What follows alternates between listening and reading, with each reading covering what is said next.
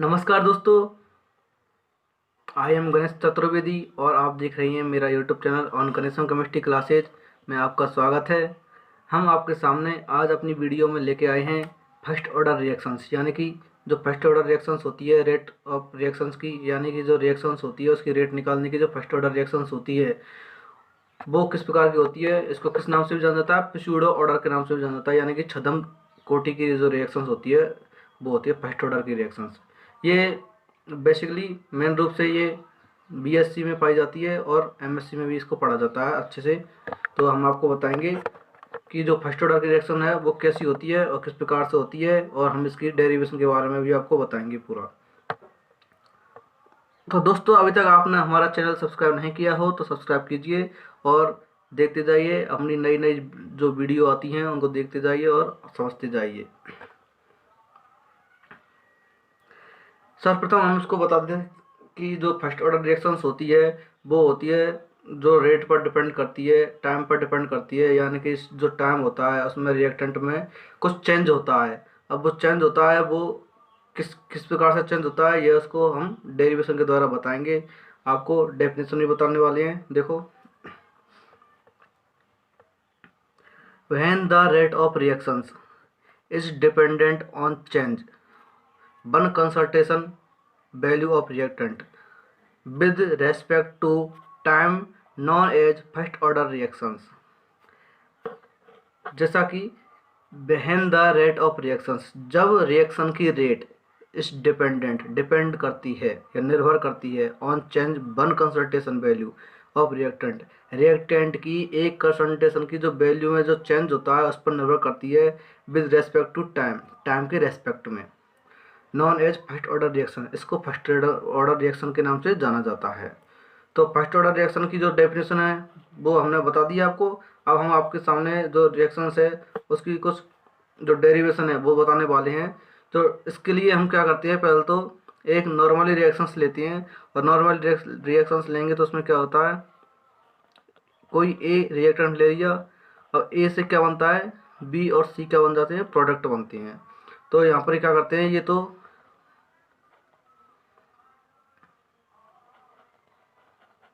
Initially मतलब होता है स्टार्टिंग में, तो इसकी जो कंसंट्रेशन होती है वो ए की होती है, रिएक्टेंट की वो ए होती है, स्मॉल ए, और इन दोनों की मान लेते हैं हम जीरो जीरो।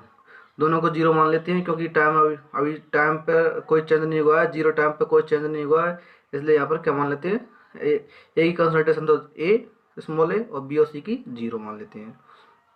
फिर आफ्टर टाइम, कुछ टाइम बाद,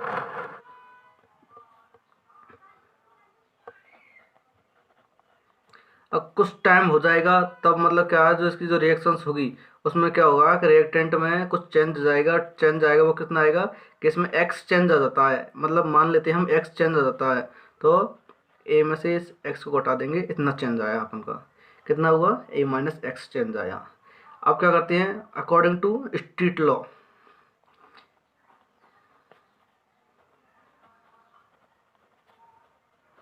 स्ट्रीट लॉ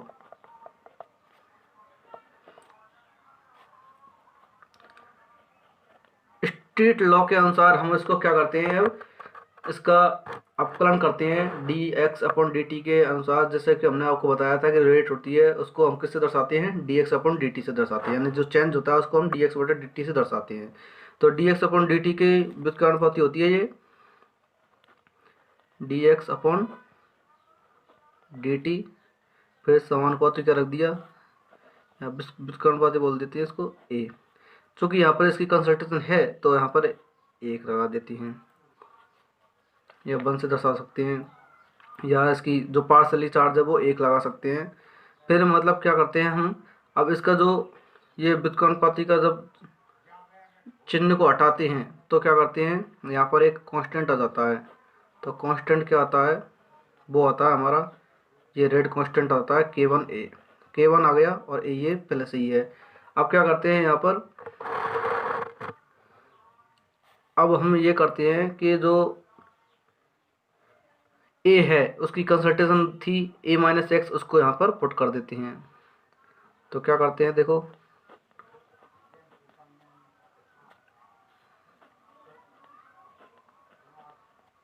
यहाँ पर ये ए की कंसंट्रेशन हमने पट कर दी।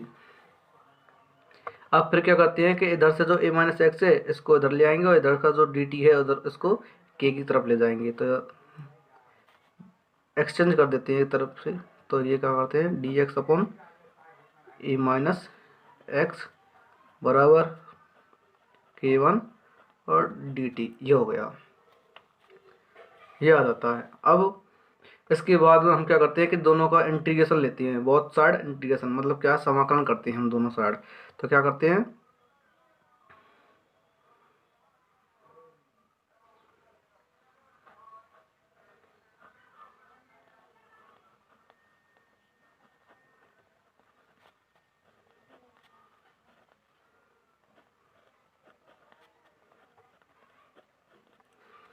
दोनों साइड हम क्या करते हैं इंटीग्रेशन करते हैं, समाकलन लेते हैं। तो समाकलन तो दोस्तों आपने पढ़ा ही होगा, समाकलन तो ऐसा होता है कि मतलब जो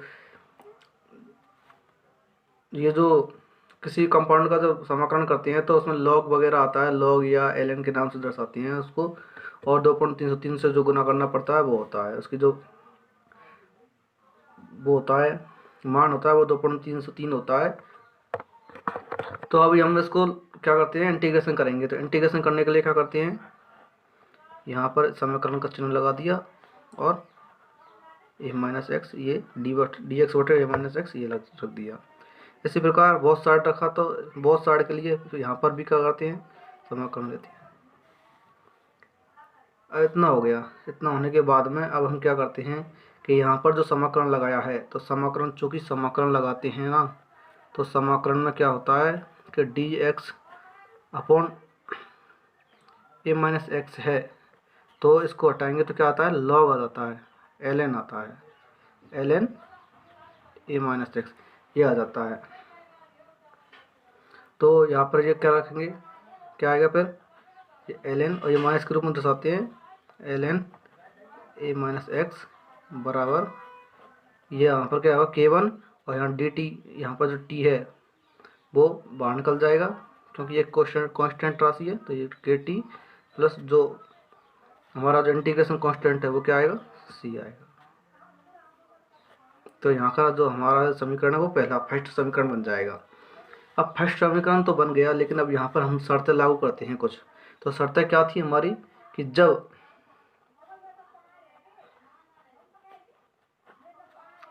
टाइम को जीरो माना जाए, तो टाइम को जीरो मानेंगे तो जो कंसल्टेशन होगी वो भी हमारी क्या होगी जीरो होगी, यानी कि सी का मान भी क्या रख देंगे हम यहाँ पर, या एक्स का मान भी जीरो हो जाएगा। तो मान रखते हैं इसमें क्या आता है L N A minus zero बराबर k1 जीरो प्लस सी। तो क्या आएगा हमारा c बराबर माइनस एल एन ए। ये तो सभी ने देखा होगा, इस प्रकार से आता है क्योंकि यहाँ पर ये जीरो है तो ये क्रॉस हो जाएगा तो गुना जीरो, इसका मान जीरो है तो इस लॉन ये है लॉग ए आ जाएगा। बस ये हो गया समीकरण 2। अब क्या करते हैं यहाँ पर,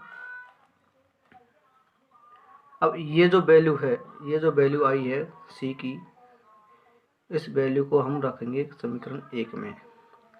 तो समीकरण 1 में जो वैल्यू रखेंगे वो किस प्रकार से रखते हैं,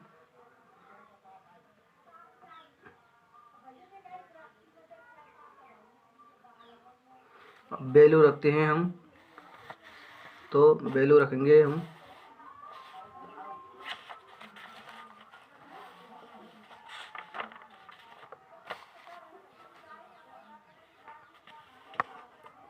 इस प्रकार से वैल्यू रखेंगे minus L N A minus X बराबर k1 t प्लस सी। ये क्या था हमारा पहला समीकरण था, इसमें सी का मान रख देते हैं तो क्या रखेंगे minus L N A minus X बराबर k1 t और माइनस एल एन ए ये रख दिया। अब ये रख दिया, इसके बाद में हम क्या करते हैं कि जो k1 t है इसको एक साइड ले लेते हैं और ये जो है उसको एक बगल ले लेते हैं L N A minus x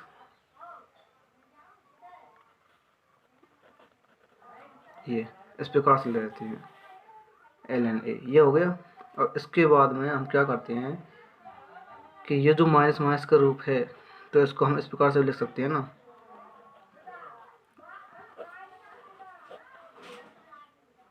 इसको इस प्रकार से लिख सकते हैं, क्योंकि जो फॉर्मूला होता है वो यही होता है कि ln a minus ln b बराबर ln b बटे a, ये फॉर्मूला होता है। तो इसके आधार पर हम ये कर लेते हैं। फिर क्या करते हैं हम, यहाँ पर जो ln आया है ये, तो इसका मान रख देते हैं हम, ln का मान रखते हैं तो क्या आता है 2.303,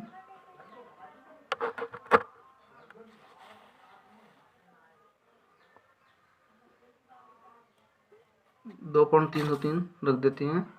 फिर ये हो गया log 10, log 10 लगा देते हैं। log 10 का मान होता है 2.303 log 10, और ये a बटा a माइनस एक्स लगा देते हैं। अब ये जो आया है उसमें क्या करते हैं, अब यहाँ पर जो t है, t को भी यहाँ पर चेंज करते हैं, यहाँ पर रिमूव कर देते हैं और यहाँ पर पहुँचा देते हैं। तो k1 बराबर 2.303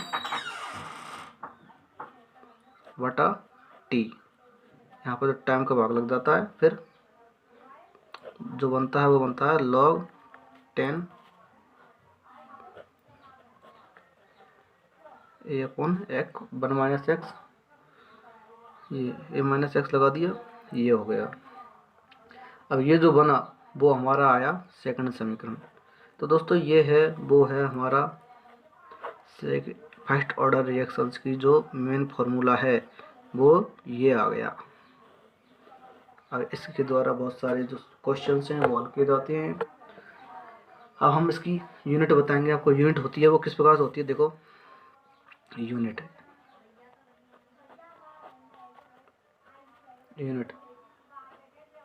k1 बराबर 1 बटा टाइम इंटू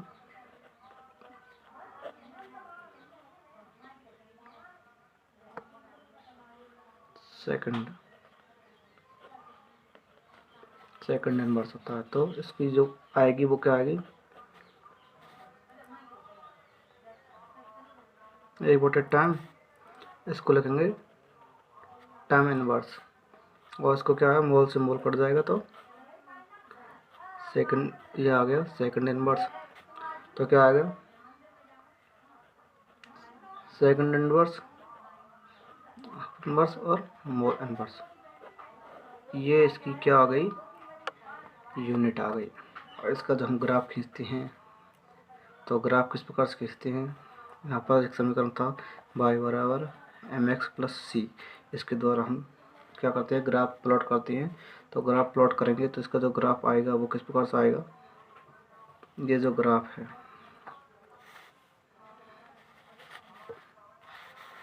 ये ग्राफ है वो बिल्कुल इस तरीक़ा से आएगा, ये चढ़ता जाता है, मतलब स्ट्रेट लाइन आएगी। इसका जो स्लोप है वो आएगा यहाँ पर 2.303 बटा k1, ये, और जो इंटरसेप्ट है वो आएगा, ये इंटरसेप्ट तो यहाँ पर 0 है, लेकिन जो ग्राफ खींचा गया था वो किससे खींचा गया था, टाइम के और log 10 a बटा a माइनस एक्स के बीच में खींचा गया था, इस प्रकार। अभी हम इसका जो एग्जाम्पल बता दें आपको, वो एग्जाम्पल बताने वाले हैं हम आपको, वो है example inversion of cane sugar, मतलब क्या है, गन्ने का क्या करते हैं, इन्वर्जन करते हैं, मतलब चेंज करते हैं। इन्वर्जन ऑफ कैन शुगर मतलब सी बार है, H22 O11 है, इन्वर्जन ऑफ कैन शुगर। ये जो रिएक्शंस है वो क्या होती है, रिवर्सिबल होती है, प्रोटॉन की उपस्थिति में। तो यहाँ पर क्या बना देगा, C6H12 फ्रुक्टोज और एक सुक्रोज बना देगा। ये इस प्रकार से बनता है। ये क्या बनता है, ग्लूकोज, फ्रुक्टोज और ये क्या होगी, शुगर। शुगर का आप चयन करवाते हैं तो ये दो भागों में टूट जाता है, ग्लूकोज और फ्रुक्टोज में। और यहाँ पर जो देखते हैं तो ये तो होता है स्टार्च, स्टार्च बोलते हैं, सॉरी इसको स्टार्च। और ये तो क्या होता है, डेसियो, ये वो बताता है, रोटेटर जो बताता है, डेसियो रोटेटर जो होता है। और ये दोनों होते हैं वो क्या होते हैं, ये होता है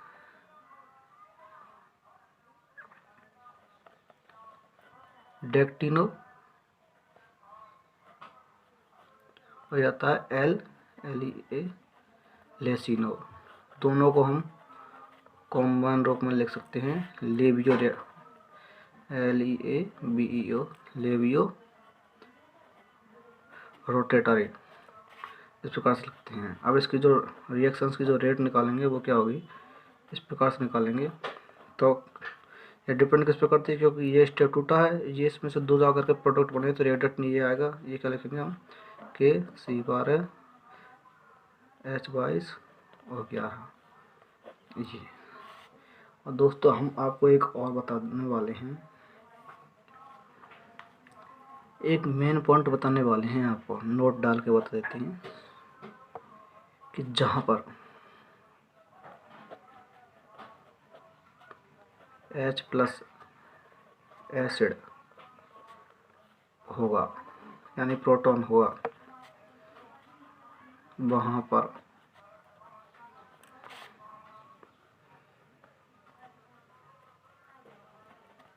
रिएक्शन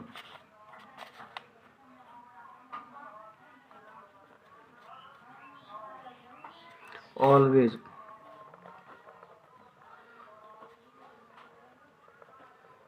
ऑर्डर काइनेटिक्स को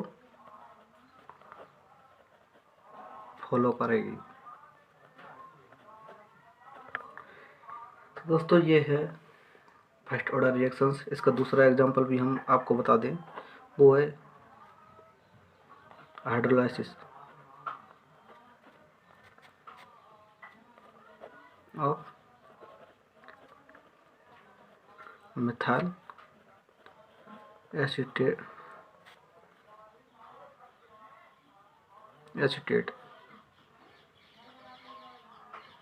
ये भी होता है, मिथाइल एसीटेट भी होता है। इसका उदाहरण है, एग्जांपल है वो इस प्रकार से है, देखो CH3 COOCH3 मिथाइल एसीटेट लगा दिया। अब इसका जब हम जल अपघटन करवाते हैं, हाइड्रोलाइसिस करवाते हैं, वही H+ की उपस्थिति में, एसिड की उपस्थिति में। तो दोस्तों यहाँ पर जो H+ की उपस्थिति में होगा वो इस प्रकार से होगा, यहाँ तो H, यहाँ पर OH, तो इधर के साइड OH जुड़ जाएगा, इधर के साइड H जुड़ जाएगा। क्या बन जाएगा, CH3 COOH प्लस CH3OH। एक तो क्या बन जाएगा, एसिटिक एसिड बन जाएगा, एसिटिक एसिड। और दूसरा बन जाएगा मेथेनॉल, ये बन गया। अब यहाँ पर क्या करते हैं, जो एक्सिस में लेते हैं हम इसको, किसको, H2O को, ब्रोमीन को, हाइड्रोक्साइड को, आदि को हम ले सकते हैं यहाँ पर। और ये क्या होंगे, कैटलिस्ट के रूप में ले सकते हैं, यहाँ पर ये एक्सिस में ले सकते हैं, अधिकता के रूप में लेते हैं। अब इसकी जो रेट निकालते हैं वो निकालेंगे तो किस प्रकार निकलेगी, dx/dt बराबर। और देखो क्योंकि यहाँ पर जो रिएक्टेंट है या रिएक्टेंट है या विकर्मक है वो दो भागों में टूटता है, इससे H2 से रिएक्शन करता है, तब जाकर ये प्रोडक्ट बनते हैं। तो इसकी जो रेट होगी वो डिपेंड किस पे करती है, इस पर करती है। तो इसकी जो रेट निकालेंगे वो क्या रखेंगे कि CH3 COOCH3 रिएक्शन की जो रेट होगी वो किस प्रकार से होगी, ये होगी, फॉलो फर्स्ट ऑर्डर रिएक्शंस। दोस्तों ये हुई हमारी फर्स्ट ऑर्डर रिएक्शंस। हाँ, आप बने रहिएगा, हम आपको अगली वीडियो में लेकर आएंगे सेकंड ऑर्डर रिएक्शंस के बारे में। और आपको समझ में आया हो तो लाइक कमेंट शेयर ज़रूर करें और सब्सक्राइब करना ना भूलें, बेल आइकन को ज़रूर दबाएं ताकि हमारी जो नई वीडियो है वो आपको आती रहे। थैंक यू दोस्तों।